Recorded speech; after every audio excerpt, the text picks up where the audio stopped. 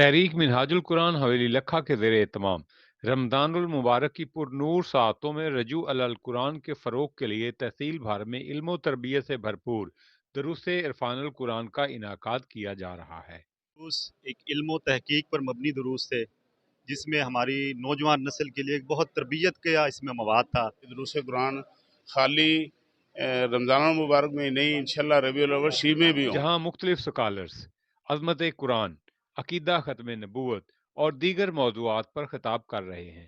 دروس قرآن میں سینکڑوں مرد و خواتین شرکت کر کے ماہ رمضان کی فیض و برکات سمیٹ رہے ہیں۔ علامہ ثناء اللہ ربانی نے کہا کہ انشاءاللہ مستصوی انقلاب کا سویرا طلوع ہو کر رہے گا۔ انشاءاللہ اللہ تعالیٰ نے چاہا تو ان لوگوں کے جذبے، منہاج القرآن کی سنگتیں، رفاقتیں اگر اسی طرح ملتی رہیں، اس دھرتی پر جلد انشاءاللہ مستفی انقلاب کا سویرا طلوع ہوگا۔ کیمرہ مین دانیال ساجد کے ساتھ محمد احمد ساجد، ARY نیوز، حویلی لکھا۔